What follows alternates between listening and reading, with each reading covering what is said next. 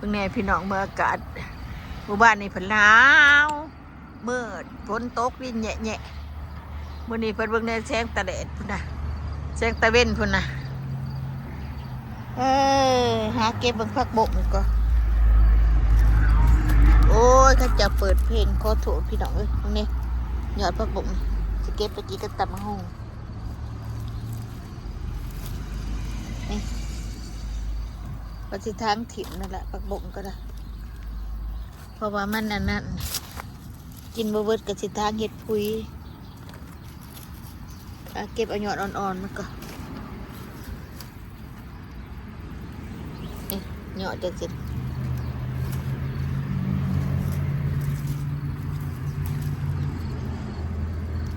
เก็บเอาหยอดอ่อนไปกินก่อนแดดงามงามมื้อนี้พี่น้องอากาศดีเมื่อวานนี้พัดเดิมหนาวฝนด้วยมื้อนี้พัดเก็บเอาหยอดอ่อนๆมันไปกินมึงดูมาสิทางถิ่มอยู่กันนั่นเอาไปดูเอาไปยังได้นี่นะหยอดมันยังสินะเก็บเอาแต่หยอดมันนี่แหละอ่อนๆมันนี่แหละย่าบ่เอาอ่อนๆนะพี่น้องเก็บอ่อนๆไปกินหลายโอ้ยโคมโคมต่อไปนะนี่ขึ้นหอดหวานเห็นผักผมจะสิเอ้ยพี่น้องเอ้ยขึ้นหอดพี่หอดน้องเด้เนาะเก็บไปกินเก็บเอาหยอดอ่อนๆมันไปกิน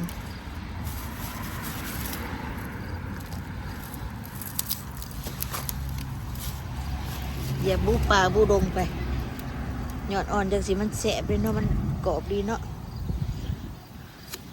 หยอดใหญ่บ่เอาหยอดน้อย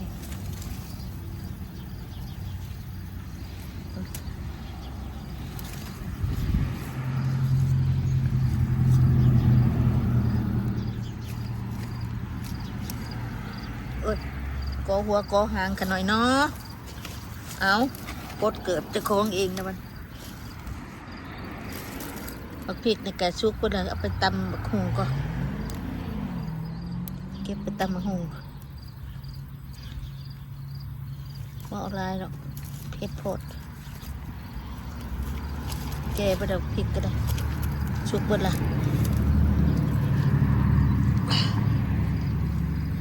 เก็บเอาไปกินกับตำบักหุ่งหยอดผักบกงามๆมันอยากได้ลายหรอกเอาแต่หยอดอ่อนๆมาเนี่ยกรอบดีเลยพี่น้องเห็นไปจะสีกรอบเลยหยอดผักบกนี่ผักบกในนี่แหละเอามาปลูกมันได้เป็นเครือนี่เก็บเอาหยอดมันจะสิ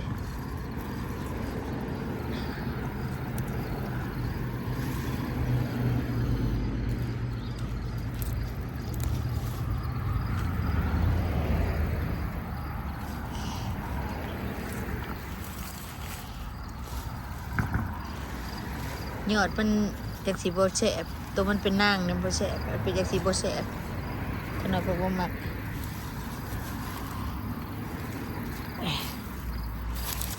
มาเก็บจากสีมันคือผักบงหน้าเนาะพี่น้องนี่มันเป็นยอดจากสีมันคือผักบงหน้าเก็บไปกินจากสีละป้ามันเป็นนางเป็นยังนะมาเก็บ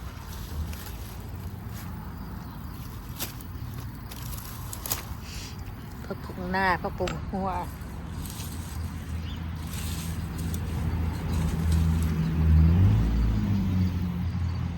หยอดอ่อนๆนี่มันพลอยเลยพี่น้องมันพลอยมันบวคืออันตัวปูนะหยาบอันนั้นจีบหยาบ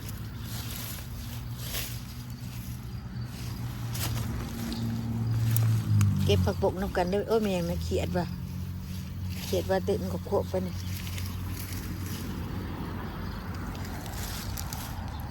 มาหาเก็บผักเก็บหญ้าไปสิแล้วว่าเป็นยังมาตื่น ละแต่งานนะก็ได้นี่หยอดมันจะสินะอันอ่อนๆนะดูละเปิดถ้าหยอดยาวๆ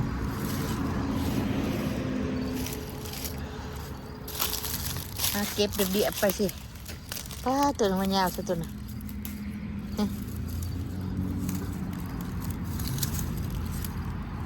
ก็สีเสบนะพี่น้องเอาแต่หยอดมันเลยละตัวนี้แห้งยาวพวกพลอยได้ค่ะสินให้พลอยนะเก็บเอาตัวหยอดมันได้เติบได้ค่ะ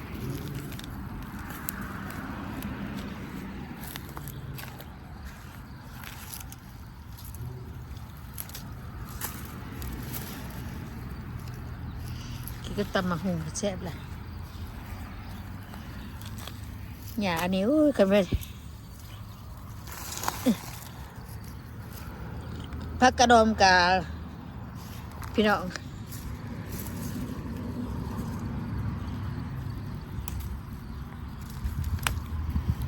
พักกระดมกับปลูกครับเพื่อนเป็นหมากอย่างเด็กคือมันนี่คือพักกระดมนั่นนี่คือพักกระดมพ่อได้ตีบอลนี่พ่อแล้วเนาะเอาวัวผ้าก็จักหน่อยบักเพชรกับชุกเวลาว่าใช้เก็บท่านมีเวลาเก็บบักเด่นดิบไปใช้ตำมะฮงบ่โอ้ยตักแตนใช่ละใช่ละใช่ละตักแตนแมงมันโอ้ยมันอย่างเด้คือเป็นอย่างนี้เนาะอากาศบ้านเฮาเป็นจังซี่หน่อยหนาวหน่อยร้อนอยู่เอาเก็บบัวผ้าก่อนพี่น้องมักเปบกะบ่ได้ปลูกมันดอกมันเดิมหนาวเดิมร้อนอยู่นี่มันก็สิได้กินจังไดล่ะเก็บเอาบัวผ้าก่อนแล้วกินกับตำมะฮงไล่แนวมันได้บัวผ้าก็ได้ละพอละ2-3 ห่วงบ่ได้เก็บหรอกแก่เบิด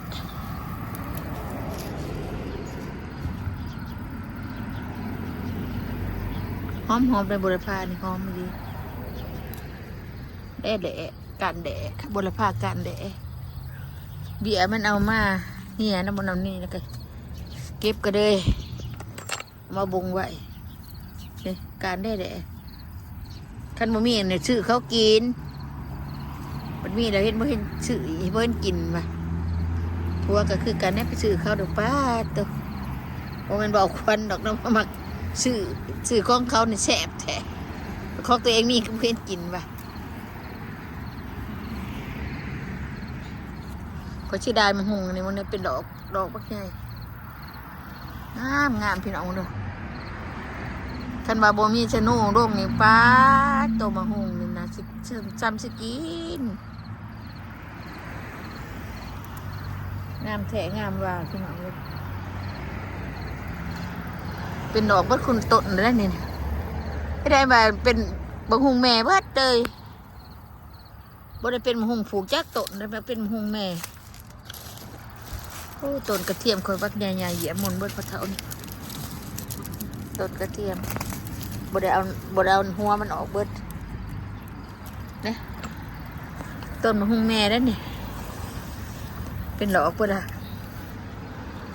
คันจะนู่บ่ตกก็ให้ชำน้าวชำเนียนอยู่ได้กินเฉยได้นะพี่น้องบางทีผักกาดเก็บแต่ก็ยังคือเก่า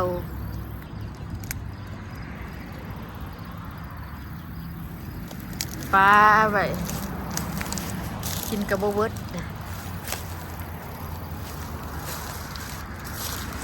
จังได้ด่ะขนาดว่าหมักบวบขนาดกระโบเก็บเป็นบ่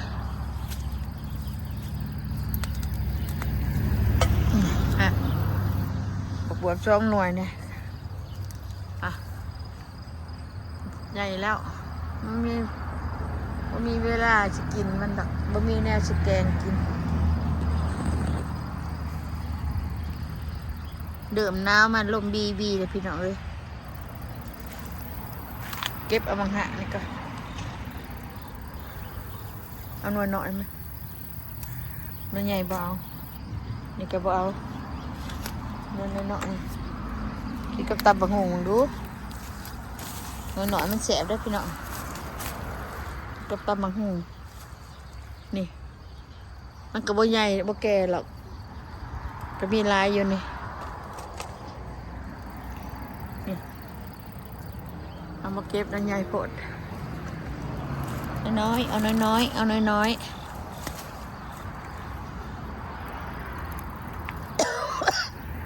ขอโทษพี่น้องไอพอแล้วเนาะ2 หน่วยไปเยอะไปลองดู มันก็พอดีกินโอ้ขอโทษพี่น้องไออากาศมันอยากเย็นหน่อยหนึ่งนะยามมันเกิดเขาก็หลายเก็บในสวนในหัวโอ้ยพี่น้องเขากินอันเครือข้าวห่อเพิ่นนี่ก็บัจิตัดให้ตากให้มื้อได้ก็บ่ได้ตัดนี่เครือข้าวห่อตัดตากเอาไว้ต้มกินทั้งใบทั้งอันนี้มัน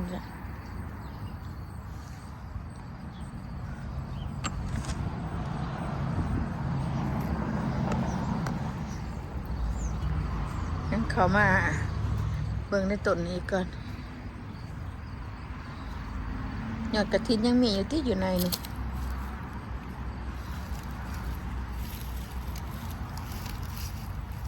งามพุ่นน่ะใหญ่เบิดพี่น้องเนาะมันก็เอาบ่ได้แล้วเนี่ยใหญ่เบิดล่ะซ้ำนี่บางคนก็ว่าพอดีค่ะว่าพอเพิ่นบ่กินนะก็ยังอยู่คือเก่าเพราะว่าบ้านเนาะก็ไข่ในตู้นี่นะแล้วไข่ร้ายเลยแล้วก็ได้บ่กินบางฮะตะกี้เด้ป้าตัวอยากแทนแต่เมียบ่ได้ปลูกให้กินนะนี่หน่วยหนึ่งเห็นว่าพี่น้องเพราะมันไม่มีหน่อยเลยพี่เรายำยางอยู่เป็นบ่หน่วยนี่ก็ได้นี่คนน่ะนักกระลางเห็นบ่ฮะมังหะกินกระวดพุ่นน่ะซุปพุ่นล่ะใหญ่พุ่นล่ะในเดียวแล้วนี่นะป้าตะเคียนก็บอกเก็บไปกินแล้วเว้ยพวกข่อยหมดมันบ่มีแล้วอยากเลยมันบ่มีทีได้บ่เก็บไปกินยังวะปิดกระสั่งคือยังในตัวว่าเก็บไปกินแน่แล้วพอบ่าวานดอกไข่แล้วก็บ่อยากกินบ่อยากกินขมเดี๋ยวนี้กินขมก็กินขมบ่ได้แล้ววันนี้บ่คือเก่าละเป็นจังไดกินขมบ่ได้แล้วว่าฉันบ่ปานใดแล้วจังขมนึงโอ้ยเอาหน่อยนี่ก่อนมันคือสิพอดีกินนี่เลยจำนี่กินแก่กว่านี้บ่เอานี่2 หน่วยนี่แก่ละใบมาคือกันบอกไปกินแน่แล้วก็บอกไปกินได้กระทิ้งก็เป็นหลอกเต็มอยู่เนี่ยพี่น้องโอเคนะพี่น้องอย่าลืมติดตามด้วยพี่น้องเด้อก็เป็นกำลังใจให้นะเด้อพี่น้องเด้อนี่ดอกกระทิ้งกระวานวะสติดบากติดดอกกี่บ่เดือน11ผู้ได้จะได้กินคันวันมันเป็นก็ได้11 เดือน 12พุ่นแล้วยามเพิ่นดูเพิ่นเป็นเก็บยอดเพิ่นน่ะก็มื้อวานนี่ก็เก็บก็สิยังมีหลายอยู่มันเข้าไปนี่ต้องได้ตัดครึ่งอันนี้นะตัดเอาเขาบ่ได้เอาเวิร์ดดิดอกโอเคพี่น้องอยู่ดีมีแห้งเด้อพี่น้องเด้อโศกมานดำด้วยพี่น้อง